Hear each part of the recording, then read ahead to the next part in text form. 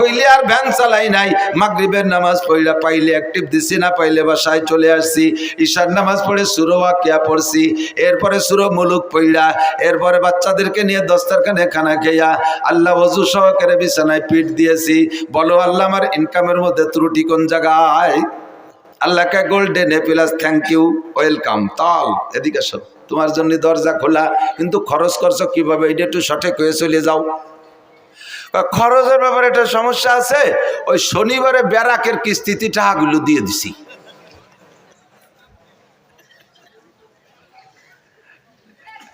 বাংলায় কয় একে পাদে আগা সারা।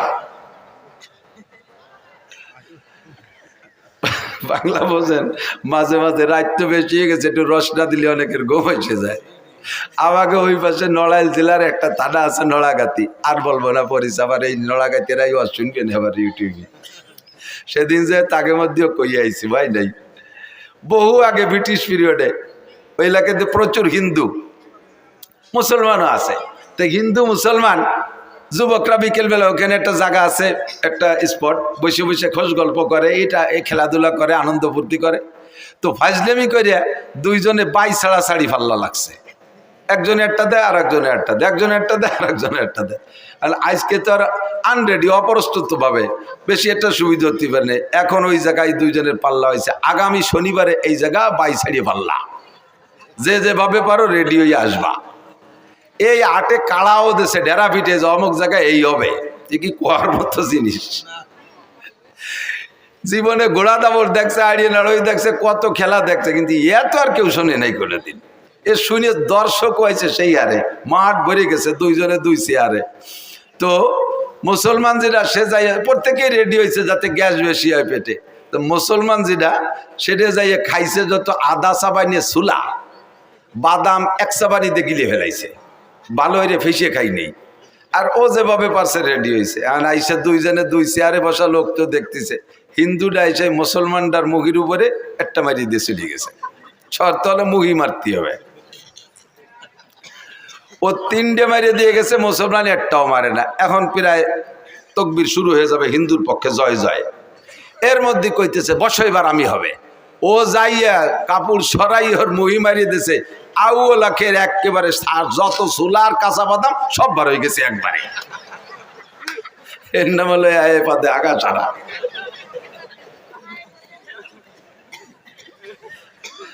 সারা জীবন বইয়া এত দরবেশে ইনকাম করছো, তাহাজ্জুদের টাকা কোনো তা ছাড়ো নাই, পায়ে গায়ের রক্ত পানি করে ইনকাম করছো। খরচ করছো কোন জায়গায় একটু কইয়ে যাও। কয় আল্লাহ গ্রামীণ ব্যাংকের কিস্তি দিছি, আশার কিস্তিতে সব। এই কথা কইস না, আশার কিস্তিতে দিছি, অমুক জায়গা সুদে দিনায় টাকাগুলো দিয়ে দিছি। আল্লাহ কয় নো টক বাটুস্কুত, কথা হবে না, পিঠে সালা বান্ধ,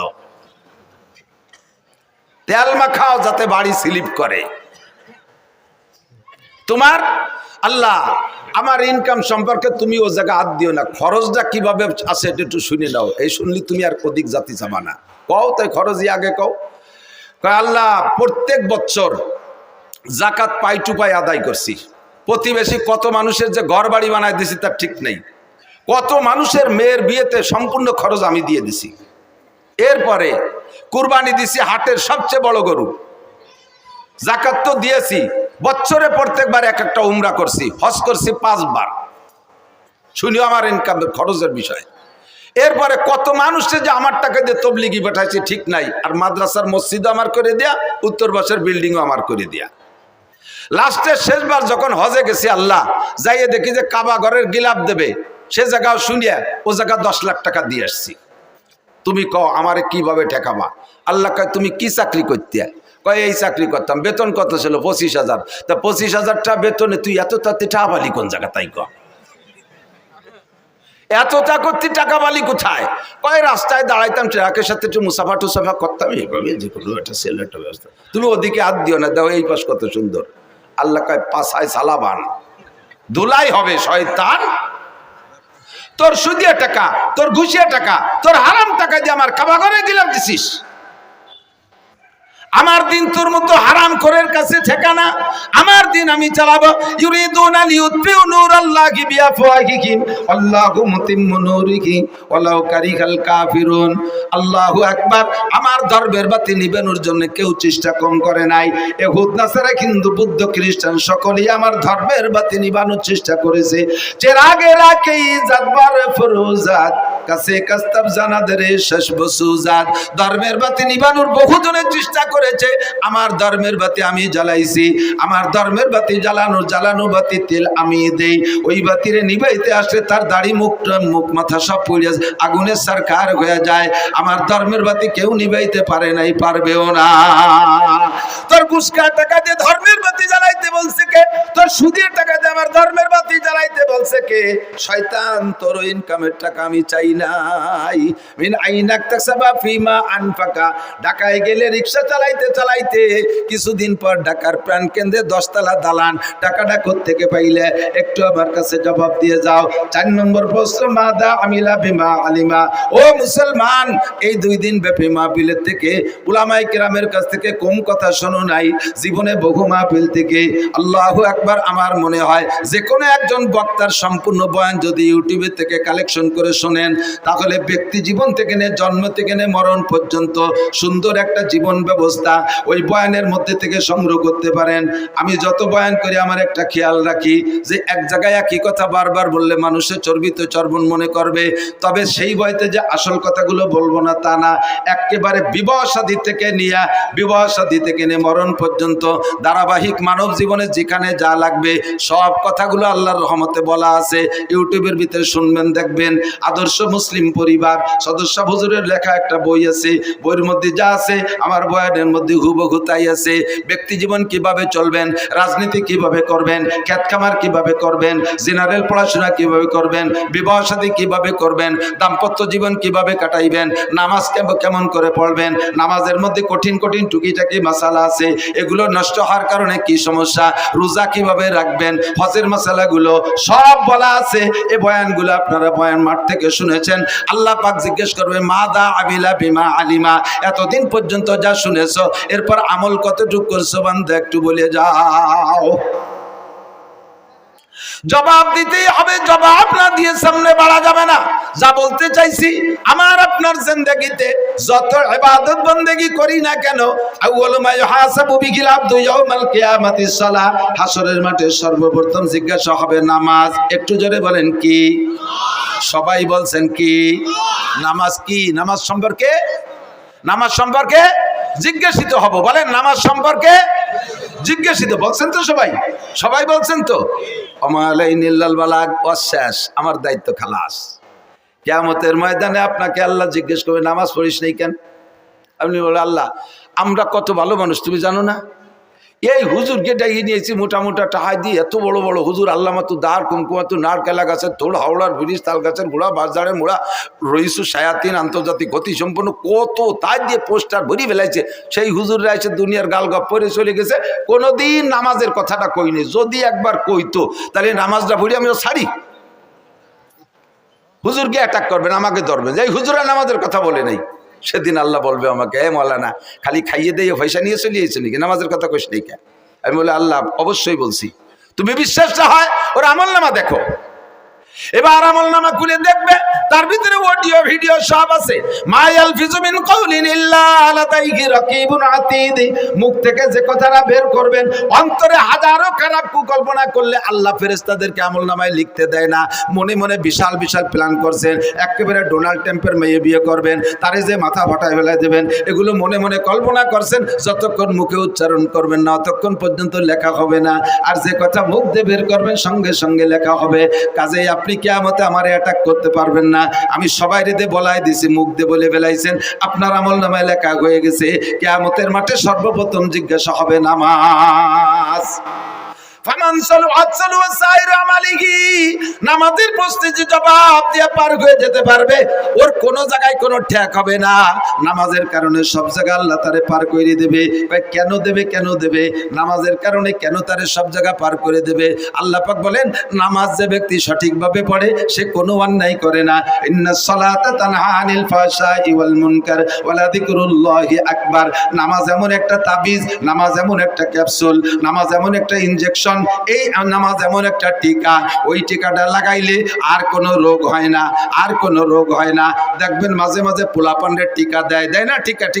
টিকা দেওয়ার অবস্থা মনে আছে নাকি? টিকা দেওয়ার সিস্টেম কি? যে বাড়ি টিকা দেবে ওই বাড়ির সামনে বড় একটা ব্যানার টানায়, আছে না? আগে মাইকিং করে দেয়, অমুক মহিলা মেম্বারের বাড়ি টিকা দেওয়া হবে, অমুক ওয়ার্ড চেয়ারম্যানের বাড়ি টিকা দেওয়া হবে, অমুক মেম্বারের বাড়ি টিকা দেওয়া হবে, এইভাবে মাইকিং করে যায়। এরপরে যেদিন টিকা দেয় দেখবেন সেদিন বাড়ির সামনে একটা হলুদ ব্যানার টানানো থাকে। ওই হলুদ ব্যানারের ভিতরে কি কি আছে তা কি মনে আছে? দেখবেন হলুদ ব্যানারের মধ্যে গোল একটা বৃত্ত আছে, আছে? বৃত্তের মাঝখানে ছোট্ট একটা বাচ্চার ছবি আছে, আছে? এবার ওই বৃত্ত ভেদ করে দেখবেন 5টা অথবা 6টা তীর আছে, আছে না? সব মিলে এর তর্জমা কি? এই ব্যানারটা হলো দুনিয়া, আর মাঝখানে যে গোল বৃত্ত এইটাই বাচ্চার হায়াতের এরিয়া, বাচ্চার হায়াতের এরিয়া। এই হায়াতের এরিয়া সীমানা ভেদ কইরা এই দুনিয়ার থেকে 6টা রোগ আছে ওর দিকে যাইতেছে। জন্ডিস আছে একটা রোগ, যদি ওর মধ্যে ঢোকে, এরপরে পোলিও একটা রোগ আছে, যদি ওর মধ্যে ঢোকে, হায়াতের বৃত্ত ভেদ কইরা একবার ঢুকে পড়লে দুনিয়ার কোনো ডাক্তার ডাইতার চিকিৎসা করা ওর মরণ অনিবার্য। ক্যান্সারের একটা জার্ম আছে, এইটা যদি ওর মধ্যে ঢোকে তাহলে ওর মরণ অনিবার্য। এই 6টা রোগ মানে 6টা তীর মানে 6টা রোগ। এবার হায়াতের বৃত্ত ভেদ করে বাচ্চার দিকে 6টা তীরে 6টা রোগে আক্রমণ করতেছে। এবার ডাক্তাররা গবেষণা করে দেখছে এই রোগগুলো যদি দেহের মধ্যে ঢুকে যায় তাহলে আর চিকিৎসা হবে না, কাজে এই রোগের আগে প্রতিরোধ করতে হবে। এই প্রতিরোধের জন্য একটা টিকা তৈরি করছে, যেই টিকাটা নিয়মতান্ত্রিক ভাবে কয়েক মাস যাবত দিলে ওই 6টা রোগ তার মধ্যে ঢুকতে পারে না, 6টা রোগ ঢুকতে পারে না। সেম কোয়ালিটি এই দুনিয়া, বিশাল দুনিয়া, এর ভিতরে থেকে আমার দিকে আমার হায়াতের একটা এরিয়া আছে, হায়াতের এরিয়া বাউন্ডারি ভেদ করে আমার দিকে রোগগুলো ঢোকার চেষ্টা করতেছে 6 দিক দিয়া। জোরে বলেন কয় দিক দিয়া? 6 দিক দিয়ে।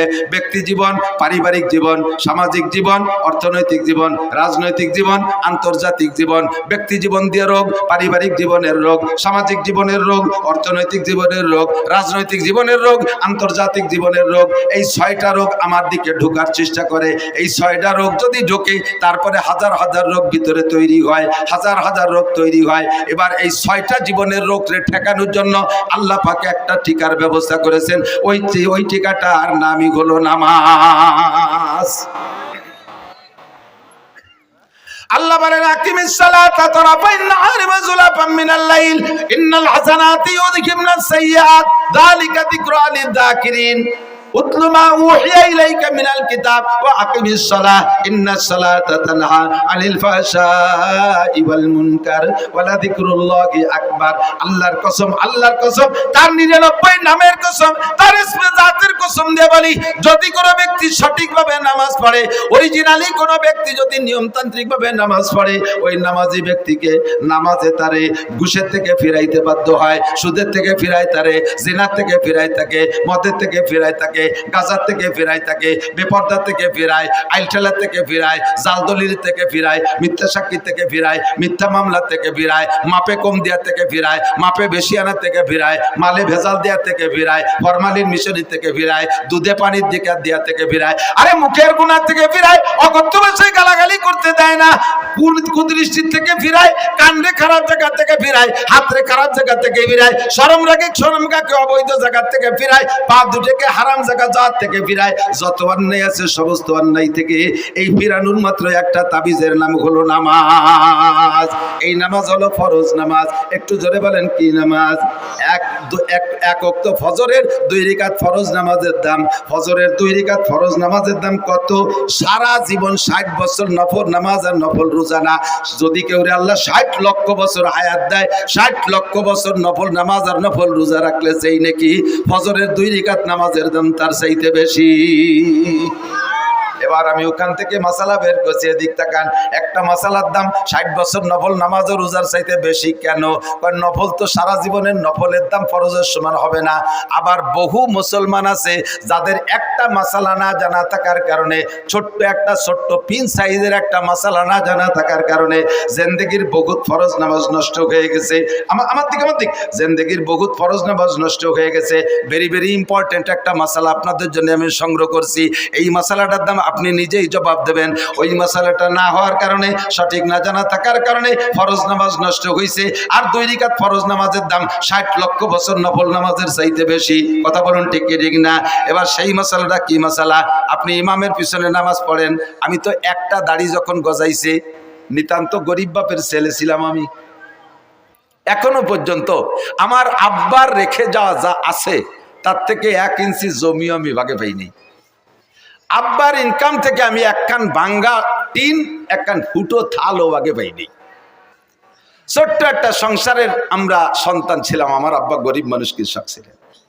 যা কামাই করছেন কোনো মতে আমাদের খাওয়াই বাঁচাইছে। সোনের একটা ঘর ছিল আমাদের, 2-5 শতাংশ জমির উপরে বাড়ি। ছোট 2 ভাইরে বাড়ি ঘরটর যা ছিল সব দিয়ে টিয়ে আলাদা বাড়ি করছি, জায়গা কিনে। আমরা বড় 2 ভাই, বাপের কিছু পাইনি। বাপের 1 বস্তা দোয়া পাইছি। ছাত্র বয়সে আব্বা টাকা দিতে পারতেন না, এসে গেলে একটু বলা লাগে। বহুত ছাত্ররা আছে তারা অভাবের কারণে পড়া বাদ দিয়ে চলে যায়। আমি এটা আদৌ বিশ্বাস করি না। আমার আব্বা আমাকে 11-12 বছর মাদ্রাসায় পড়ছি, যা 2-1 পয়সা দিতে পারতেন কষ্ট করে, সম্পূর্ণ 12 বছরের টাকা একত্রিত করলে 100 টাকা হবে না। বিশ্বাস করতে পারবেন না। তাহলে কিভাবে পড়ছি, কিভাবে যে পড়ছি এটা আমিও জানি না। যখন একটা দাড়ি গজাইছে তখন আমি সাবালেগ হয়েছি, এইটা বুঝাইয়া এই দাড়িটা দেখাইয়া মসজিদের ইমামতি নিছি। সেই থেকে ইমামতি করতে করতে দাওরা হাদিস পর্যন্ত পাশ করছি, আলহামদুলিল্লাহ। তবে আমার ইমামতির কারণে কোনোদিন আমার পড়ার উপরে কোনো প্রভাব পড়ে নাই। মাদ্রাসা থেকে 4 কিলোমিটার দূরে লজিং থাকছি, বড় একটা মধুমতি নদী পার হয়ে ওপার। জিন্দেগিতে 1 ঘন্টার 1 মিনিটও আমি পিছিয়ে পড়ি নাই। ঝড় বৃষ্টি তুফান যাই হোক আমার কোনো ক্লাস মাইন নেই, এবং জীবনেও কোনোদিন ক্লাসে সেকেন্ড হইনি। তাহলে মনে হচ্ছেন থার্ড হইছি। গহরডাঙ্গা বোর্ডে টাইটেলের বছর আমি ফার্স্ট স্ট্যান্ড করেছি। অনেকে এগুলো ক্রেডিট বললে কিছু মনে করতে পারেন। একটা জিনিস বোঝানোর জন্য বলছি, জাস্ট এই কথাটাই বোঝানোর জন্য যে অভাবের কারণে লেখাপড়া ঠেকে থাকে না। তো সেই থেকে ইমামতি করতে করতে অভিজ্ঞতা আছে যে মুসল্লি ভালো ডকশক দেখলি বাড়ি পাকা মুসল্লি তা না। এত বড় পাগড়ি 3 খেতা দিয়ে বাঁধছে, 43 বন্ধের যুব্য একটা গায়ে, ওর বাবা গাড়ির উপরে যায় নামাজ, বগলে দস্তার কান, হাতে কুড়া লাঠি, 500 দানা তসবি, চশমা পাই দিয়ে কি না চশমা সয়ে দিয়ে একই ডাটে সাটে ঠেকে যে খুব বহুত বড় আলেম। বোমা মারলেও ভিতরে তো একটা বা বেরোয় না, জাল খেয়াও দিলে টালিপ বেরোয় না। মশলা তো দূরে থাক, আমাকে ওই পাশে জেলা নড়াইল আছে না, আর আমাদের গোপালগঞ্জের শেষ থানা কাশিয়ানির শেষ মাথায় একটা গ্রাম আছে নড়াইল গ্রাম আছে, ব্যাসপুর নড়াইল কয়। তো এই ব্যাসপুর নড়াইল, ওই গোপাল নড়াইল জেলা নড়াইল থেকে একটা তবলিগ জামাত আইছে। এই তবলিগ জামাত আইসা এক মসজিদে 3 দিন 3-4 বুড়োরে টার্গেট করছে। যুবকদের যা পড়াইছে পারছে, বুড়োকে তো বেরেন কম, 4 বুড়োরে ধরছে। কাকা মশলা মশাইল কি দেখি জানেন? কিচ্ছু না, নামাজ পড়তে পড়তে কপালে দাগ হয়ে গেছে। আলহামদুলিল্লাহ তো জানেই না, আরো কতটা জানে না, তা শুনলে আশ্চর্য হবেন। এই 4 বুড়ো কলেমায় তো এবাও জানে না। লাস্টে যে ধরা পড়ছে কলেমায় তো এবার, যখন ইন্টারভিউ নিয়েছে দেয় যে বুড়োরা কলেমাই পড়তে পারে না। আমির সাহেব বলে কাজটা করছেন কি? আজ বাদে কাল যাবেন মরিয়ে, কাল নাও আসতে পারে, আজও মরতে পারেন। বয়স 75-80 হয়ে গেছে আর আজও কলেমাটা পড়তে পারেন নাই। মান কানা আখিরু কালামিহি লা ইলাহা ইল্লাল্লাহ ফাদাখালাল জান্নাহ, যার জীবনের শেষ কলেমা লা ইলাহা ইল্লাল্লাহ, ওইটা বিনা হিসাবে জান্নাতে চলিয়া যাইবে। সেই কলেমাটাই পড়া শিখলেন না। আপনি নামাজের কি গুড়ার ডিম পড়ছেন, এতদিন ইবাদত বন্দেগী কি কসু করছেন, কলেমাই যদি না জানেন। এই 3 বুড়ো 4 বুড়োরে নিয়ে 4 দিন পর্যন্ত আমির সাহেব কলেমার মস্ক করাইছে। এই যে দেখ 500 না পাল্টিয়েছে, যত খুদকুড়ো কাটা সামনে বসে জীবন বই ওয়াজ করবো কি কসু। শিক্ষিত জ্ঞানী গুণী ভালো মানুষ যদি সামনে বসে, তাদের দিক নজর পড়ে ওয়াজের কোয়ালিটি সেই রকম হয়। আর এই যে খুদকুড়ো গুলো এসে সামনে বুঝে থাকে অজ বোঝেও না যে চানাচুর বাদাম নিচে কাটুর কুটুর রতি তালে রয়েছে শৈল ইন্দির দল যা তোরা আমার কাছে 10টা নিয়ে যা দোকানে যা আমার দিকে বৈশা 3 দিন পর্যন্ত মসজিদে মস্ক করাইছে কলেমা শেষের দিন মাহফিল আমার ওই এলাকায় আমার কাছে এসে রিপোর্ট দিচ্ছে কয় হুজুর সব মাহফিলে আপনি তবলিগের তশকিল করেন তবলিগের কথা বলেন আপনার এলাকায় এটা তবলিগ করেন না কি সমস্যা কি এই ঘটনা 4 বুড়ো যে কোনো সময় মরতে পারে 75 থেকে 80-র মধ্যে বয়স আজও কলেমাটা ভর্তি পারে না এই 3 দিন পড়াইছি তাও ঈশার সময় ইন্টারভিউ নিছি হয় না কি কয় লা ইলাহা মুহাম্মাদুর রাসূলুল্লাহ লা ইলাহা মুহাম্মাদুর রাসূলুল্লাহ রাগ হয়ে ধমক দিয়ে আমি যে কোনো সময় মরতে পারে আজও কলেমা ঠিক করে ভর্তি পারে লা ইলাহা মুহাম্মাদুর রাসূলুল্লাহ মাঝে ঠিক করলে কোথায় বুড়োরা আমার রাগ করে কয় সব জায়গার কলেমা একরকম না মিয়া তুই কলি হয়ে যাবে সব জায়গার কলেমা একরকম তোমাকে নড়াইলে কলেমা লা ইলাহার পরে ইল্লাল্লাহ আছে ইবার আসতে থাকে না এরকম নাকি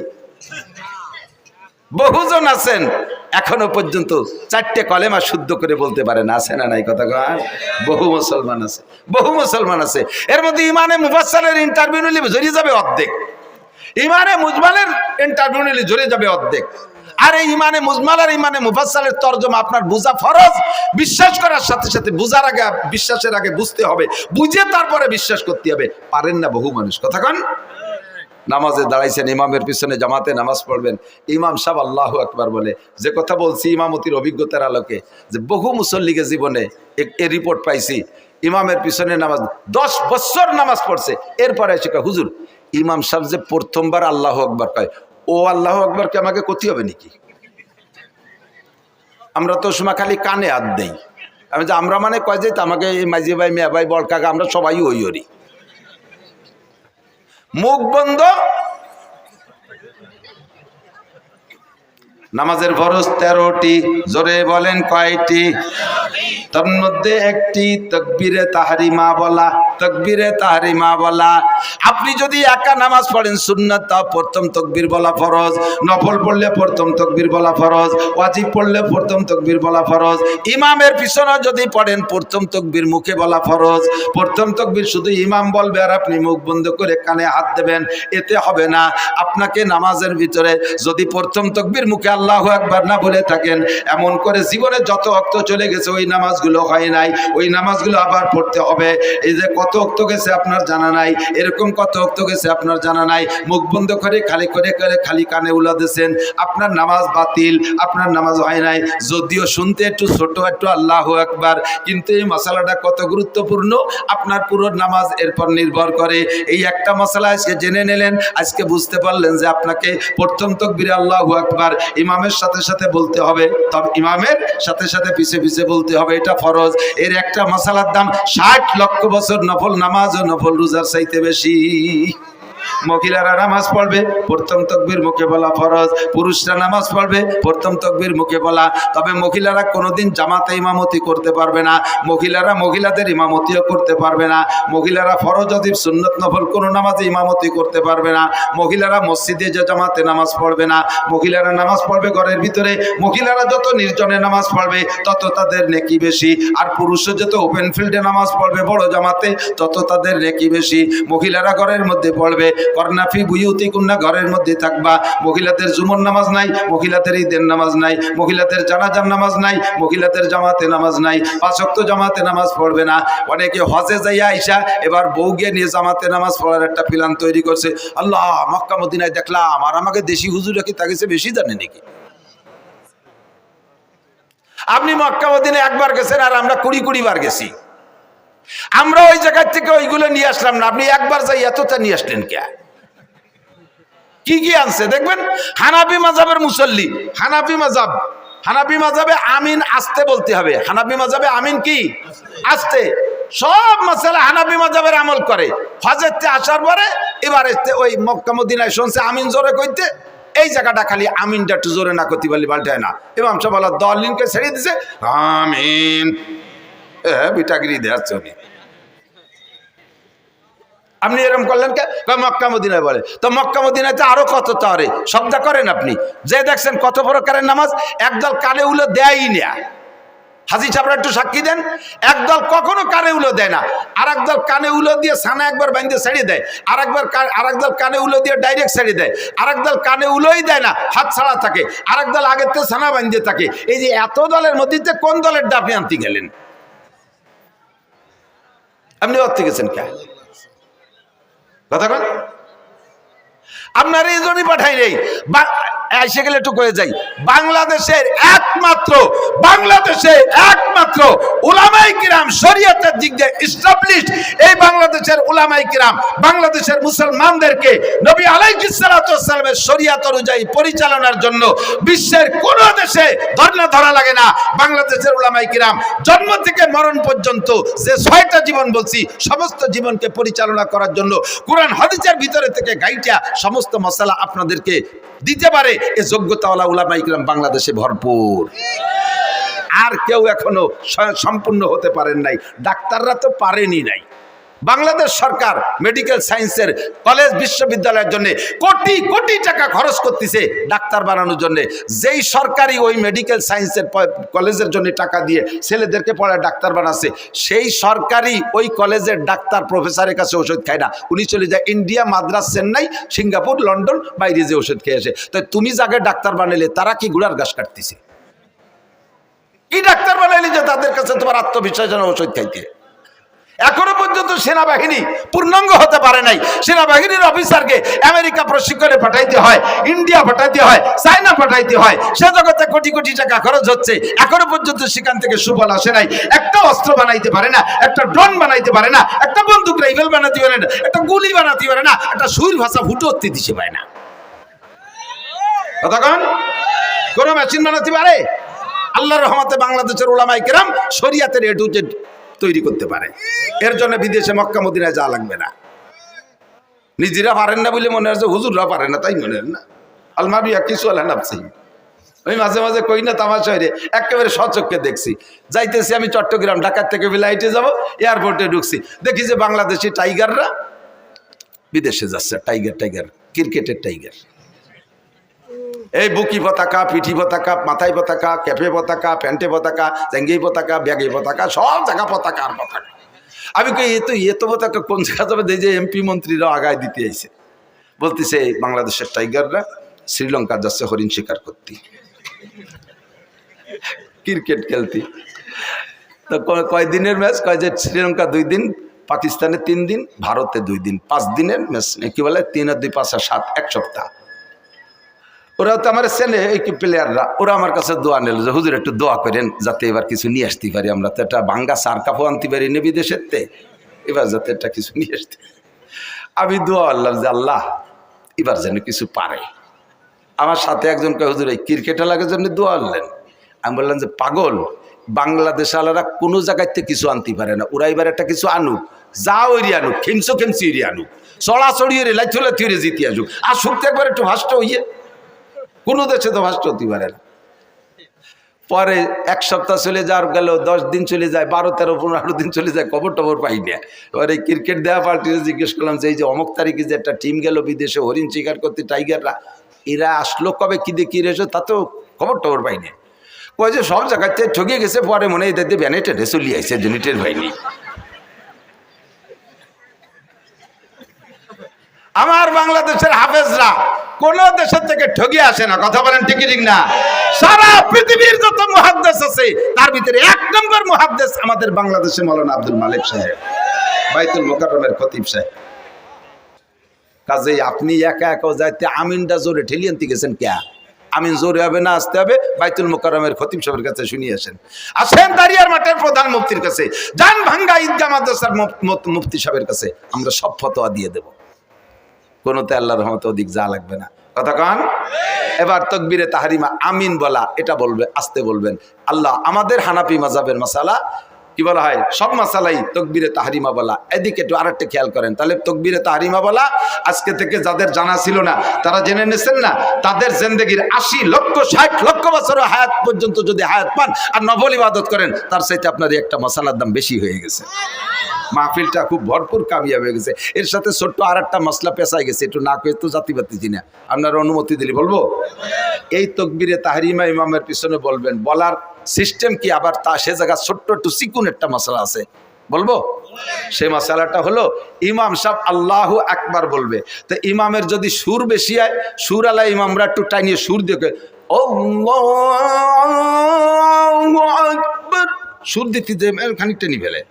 আবার জামাত যদি বড় হয় তাহলে পিছন পর্যন্ত তকবির পৌঁছতে হবে, জন্য একটু টাইনিয়ে কয় আল্লাহু আকবার। তো ইমাম আল্লাহ কই হারে টানতিছে, আপনি মনে হচ্ছে অনুমতি দিয়েছেন, আপনি শটে মেরিয়ে দিয়েছেন। আল্লাহু আকবার। এই জায়গায় অ্যাক্সিডেন্ট কি হয়েছে মনে রাখবেন, ইমামের আল্লাহু আকবারের র শেষ হওয়ার আগে যদি আপনার আল্লাহু আকবারের র শেষ হয়ে যায়, আপনার ইক্তেদা সহি হয় নাই, ওই ওয়াক্তের নামাজ বাতিল। মজলিসু ফিকিন খায়রুম মিন ইবাদাতি 60 সানা। এর একটা মাসালা শোনা এবং শিখা 60 বছর নফল নামাজ রোজার চাইতে কম না বেশি? জোরে কান, কম না বেশি? এই জন্য দোস্ত বলতে যে অনেক দুঃখ সরে চলে আসছে, আর কিছু মশালা বলা হয়ে গেছে, সাথে আর একটা মশালা না বলে পারতেছি না। মশালার মধ্যে ঢুকলে খালি আমার ভেস্তেজের পড়াইতে মনে চাই। ওলামায়ে কেরামের কাছে চর্বিতে চর্বণ মনে হচ্ছে। আমি অনুরোধ করবো আইম্মায়ে মাসাজিদ যারা আছেন, মসজিদের ইমাম যারা আছেন, জুমার দিনে আপনি লম্বা লম্বা কিস্সা কাহিনীর বয়ান বাদ দিয়ে 2 পদ্ধতিতে বয়ান করতে পারেন। জীবনে কোনোদিন আপনার বয়ান ফুরবে না, জীবনেও কোনোদিন বয়ান ফুরবে না। এক পদ্ধতি হলো কোরআন শরীফের তর্জমা, ধারাবাহিক এক দার্সের তর্জমা। তফসির ভালো করতে যদি নাও পারেন, কমপক্ষে সহিভাবে তিলাওয়াত তর্জমাটা মুখস্থ সে শিখে মসজিদে যে জুমার দিন কোরআন শরীফ দেখে দেখে এক দার্সে সূরা ফাতিহা থেকে নিয়ে আপনি তিলাওয়াত করবেন আর তর্জমা করবেন, দেখবেন মানুষ অত্যন্ত তৃপ্তি সহকারে শুনবে। কমপক্ষে আল্লাহর বান্দারা একটু আইডিয়া নেবে, আরে আলহামদুলিল্লাহ সূরার মধ্যে কি পড়ি, এ কি ভূতির মন্ত্র না কি পড়ি, এর তর্জমা কি বুঝতে পারলে, তিলাওয়াতের যদি তর্জমা বোঝা যায় তাহলে পড়েও মজা লাগে, কতক্ষণ পড়তেও মজা লাগে। আপনি যখন সূরা ফাতিহা পড়বেন আলহামদুলিল্লাহি রাব্বিল আলামিন, এইটা কি পড়লেন তর্জমা জানেন না, টপাটপ করে পড়ে গেছেন। যদি আপনি বোঝেন যে আপনি কি বলছেন, আলহামদুলিল্লাহি রাব্বিল আলামিন, সমস্ত প্রশংসা আল্লাহর জন্য যিনি রব্বুল আলামিন, সারা জগতের প্রতিপালক। আপনি যখন সূরা ফাতিহার এই আয়াত পড়বেন, তর্জমাটা আপনার মাথার মধ্যে চলে আসবে, মনের মধ্যে একটা মজা পাবেন, কারণ আল্লাহ আপনার সামনে, আপনি আল্লাহকে বলতেছেন আল্লাহ তুমি রব্বুল আলামিন, সমস্ত প্রশংসা তোমার জন্য। এই কথা বলে ছেড়ে দেওয়ার পরে আল্লাহ আপনার সঙ্গে সঙ্গে একটা জবাব দিয়ে দেয়, আল্লাহ একটা জবাব দিয়ে দেয়, কে হামিদানি আব্দি। আল্লাহ যে কি খুশি হয়, কে হামিদানি আব্দি, আমার বান্দা আমার প্রশংসা করছে। আল্লাহ জবাবটা দেয়, আল্লাহ জবাবটা দেয়। আলহামদুলিল্লাহ প্রথম আয়াত ছেড়ে দেওয়ার পরে এই জবাব দেয়। এরপরে বলবেন আর রহমানির রহিম, ও আল্লাহ তুমি রহমান এবং তুমি রহিম, পরম করুণাময় মেহেরবান দয়ালু দাতা তুমি আল্লাহ। বলার সঙ্গে সঙ্গে আল্লাহ পাক বলেন আসনা আলাইয়া আব্দি, ওয়েলকাম, থ্যাংক ইউ, আমার বান্দা আমার প্রশংসা করেছে, যথোপযুক্ত প্রশংসা করেছে। আর রহমানির রহিম বলার পরে আল্লাহ জবটা কিন্তু দেয়, মালিক ইয়াউমিদ্দিন বলার পরে আল্লাহ কয় সাদাকা আব্দি, থ্যাংক ইউ বান্দা, সত্য কথা বলেছো। মালিক ইয়াউমিদ্দিনের মানে আপনি বুঝে নেন, বিচার দিনের মালিককে, বিচার দিনের মালিক তুমি আল্লাহ, মালিক ইয়াউমিদ্দিন। এরপরে বলছে, এ কথার পরে আল্লাহ কয় সাদাকা আব্দি, বান্দা সত্য কথা বলেছিস। বিচার দিনের মালিক ডক্টর ইউনূস না, বিচার দিনের মালিক তোদের প্রেসিডেন্ট প্রধানমন্ত্রী না, বিচার দিনের মালিক তোদের বাংলাদেশের হাইকোর্টের সুপ্রিম কোর্টের বিচারপতি না, আরে বিচার দিনের মালিক জোরে বলেন কে? মালিক ইয়াউমিদ্দিনের মধ্যে তাই বলছেন, কথা কি মনে থাকবে? এরপরে বলছেন ইয়াকা নাবুদু ওয়া ইয়াকা নাস্তাঈন, আল্লাহ ইবাদত তোমারই করি, ইয়াকা নাবুদু তোমারই ইবাদত করি, ওয়া ইয়াকা নাস্তাঈন সাহায্য চাইলে তোমারই কাছে চাই। জোরে বলেন সাহায্য কার কাছে? দুনিয়ার কোন রাজা বাদশার কাছে চাই না, কোন কোটিপতি শিল্পপতি রাষ্ট্রপতি ভগ্নিপতির কাছে আমরা সাহায্য চাই না। নাস্তাঈন আল্লাহ তোমার কাছে সাহায্য চাই। এই আয়াতটার মধ্যে 2টা অংশ লক্ষ্য করেছেন নাকি? একটা হলো ইয়াকা নাবুদু তোমার ইবাদত করি, আর একটা হলো ইয়াকা নাস্তাঈন আমরা সাহায্য চাই। আয়াতটার ভিতরে 2টা অংশে আল্লাহকে হাজা বাইনি ওয়া বাইনা আব্দি, এই আয়াতটার মধ্যে 2 ভাগ হয়ে গেছে, অর্ধেক আমার আর অর্ধেক বান্দার। ইয়াকা নাবুদু আল্লাহর, নাস্তাঈন সাহায্য চাই আমার জন্য। আল্লাহকে এই আয়াতটা 2 ভাগ হয়ে গেছে, অর্ধেক আমার আর অর্ধেক আমার বান্দার। ওয়ালি আব্দি মা সালা, কাজে আমি জবাব দিলাম আমার বান্দা যা চাইতেছে সাহায্য সব আমি তারে দিয়ে দিলাম।